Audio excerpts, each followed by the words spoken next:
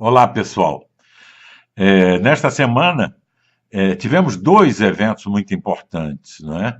As eleições no Brasil e o plebiscito na Colômbia. Parece de menor importância, mas não é, e eu vou tentar explicar depois. Sobre as eleições no Brasil, ficou claro, não é, que o eleitor mandou dois recados, não é? Um recado para o velho sistema político que apodreceu, e esse recado foi enviado através de um gesto pulverizado, concreto, que foi o não voto. O que nós chamamos de não voto é a soma da abstenção, do voto nulo e do voto em branco. Não é? O não voto atingiu patamares muito altos, praticamente 30%, não é? Ou quase 30%. Não temos ainda as totalizações nacionais oficiais, não é? Mas praticamente 30% das pessoas exerceram o não voto. E o não voto é um recado claro, né? É um recado de descrédito, é um recado não apenas de rejeição a candidatos, porque nós tivemos milhares de candidatos, não é? Mas de rejeição ao sistema político tal como ele está organizado. É sim uma crise da representação, mas isso é mais geral. Mas no caso do Brasil, nesse momento, é uma crise do nosso velho sistema político que apodreceu, e apodreceu não por causa da corrupção, que sempre houve em maior ou menor escala em qualquer sistema político formalmente democrático, não é? Para não falar dos autocráticos, mas apodreceu pela sua incapacidade de mudar de acordo com a mudança das circunstâncias. A sociedade está muito mais interativa e o sistema político representativo funciona com base na adesão e na delegação, no cheque em branco que você dá para uma pessoa, que vai adquirir em relação a você total autonomia, não é? Em relação a você e às suas comunidades. Não é?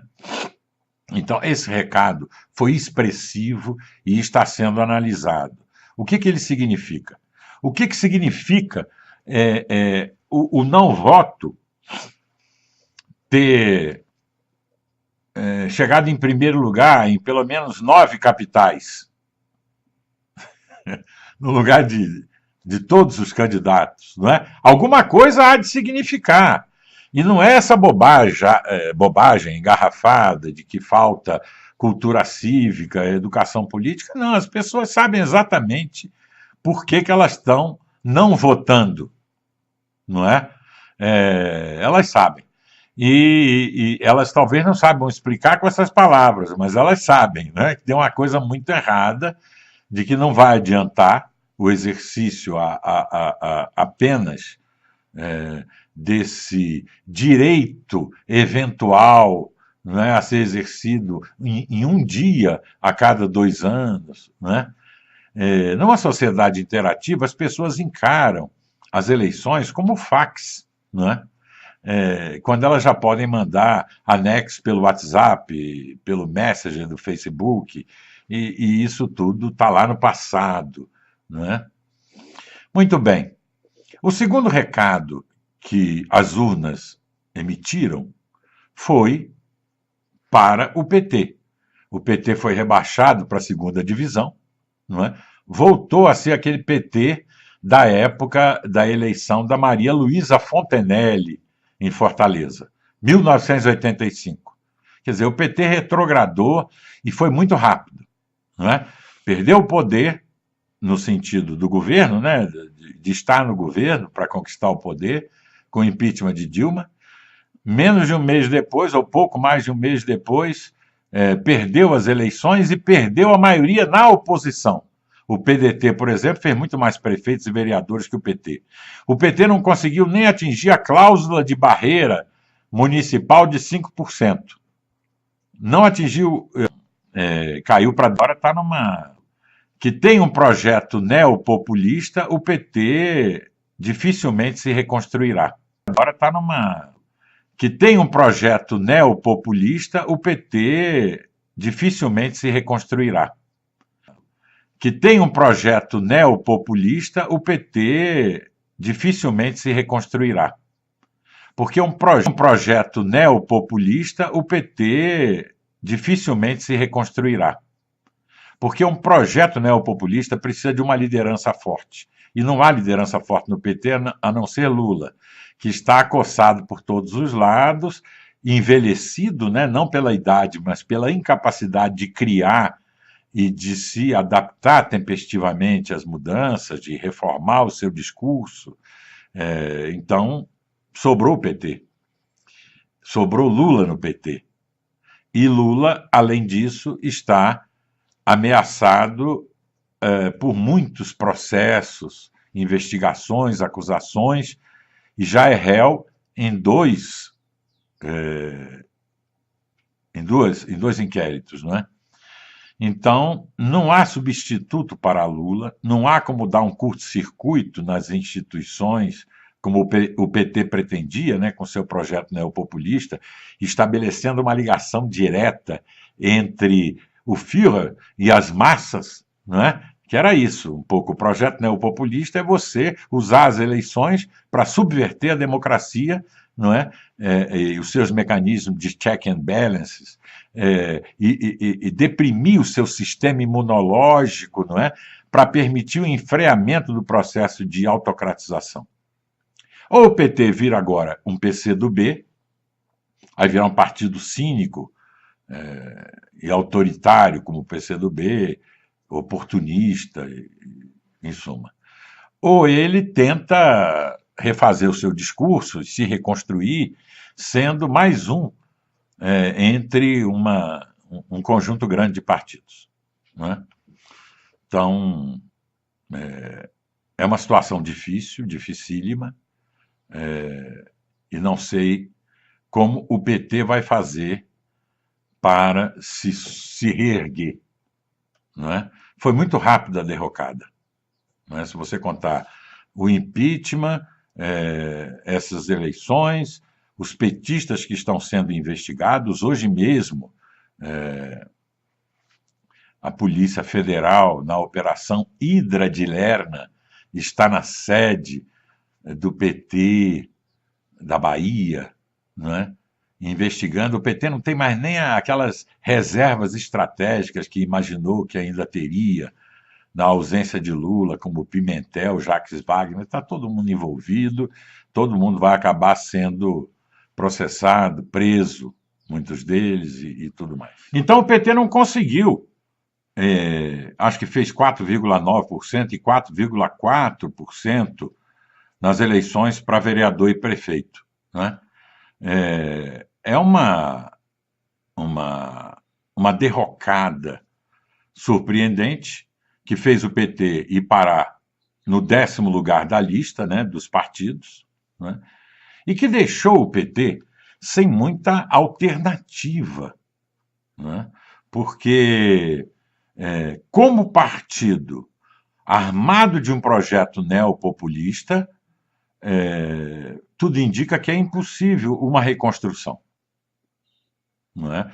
Um projeto neopopulista precisa de um líder, de um Führer, que mantenha uma ligação direta com as massas para dar um curto-circuito na institucionalidade existente. Não é? Tem que deprimir o sistema imunológico da democracia, não é? Neutralizar os mecanismos de checks and balances, tem que, em suma, usar a democracia para enfrear o processo de democratização. E isso exige um líder com alta gravitatem, não é? Como era o Lula e como não é mais o Lula, não é? Porque envelheceu, perdeu capacidade de criar, de se adaptar, de renovar seu discurso, e não tem sucessores, não é? Hoje mesmo está havendo uma operação, a Operação Hidra de Lerna, da Polícia Federal, na sede do PT na Bahia, não é? Que vai acabar atingindo Jacques Wagner, que era considerado uma reserva técnica do PT para futuros pleitos. A mesma coisa já aconteceu com Fernando Pimentel, governador de Minas Gerais.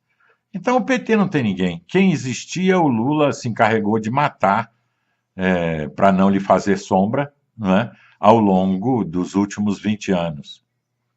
sem uma liderança capaz de polarizar, de mesmerizar as massas, o projeto o neopopulista não funciona, né? Então, ou o PT vai virar um PCdoB, um partido autoritário, pequeno, oportunista, não é? Tentando pegar alguma migalha, não é? Como é o PCdoB hoje, ou vai tentar se reformar para ser um partido como os outros, não é um partido sem alma, no sentido que o PT imagina essa expressão do partido como demiurgo, do partido como o novo príncipe, né? E isso o PT não quer. E se ele conseguir fazer isso, ele não pode mais continuar implementando um projeto neopopulista. Então, nós estamos assistindo o início do fim do neopopulismo. Sobre isso, há um outro fato relevante que aconteceu nessa semana, que foi a derrota do referendo sobre o suposto acordo de paz entre o governo de Juan Manuel Santos, da Colômbia, e as Farc, as Forças Armadas Revolucionárias da Colômbia. Não era um acordo de paz, não era um acordo de não beligerância, de não violência. Mas paz, como nós sabemos, não é não violência. Nós queremos não violência, mas a paz está além disso, não é? Segundo o acordo, e eu acho que uma parte considerável dos colombianos perceberam, né, por esse acordo, as Farc continuariam como um grupo autocrático, organizado, beligerante em termos políticos, usando toda a sua riqueza do narcotráfico, não é? Porque eles são narco-guerrilheiros marxistas, leninistas, para montar esquemas de poder, financiar eleições futuras. Então, eles teriam autorização à luz do dia para usar a democracia contra a democracia. As Farc seguiram, ou resolveram seguir, um conselho do Lula, que era abandonar as armas e fazer guerra com os votos, não é? Se enquadrando, portanto, nessa grande corrente que era ascendente na ocasião do neopopulismo na América Latina, do chavismo, dos outros bolivarianismos e do lulopetismo, não é? Do kirchnerismo, em parte, e do lulopetismo. Então, isso é uma situação muito ruim. É ruim para a democracia na Colômbia, não é? É quase que reproduzir na Colômbia a situação que existe na Venezuela na época da ascensão do chavismo, ou no Brasil na época do auge do lulopetismo, não é? É ter uma força autorizada pela lei e pelo Estado Democrático de Direito a sabotar a democracia.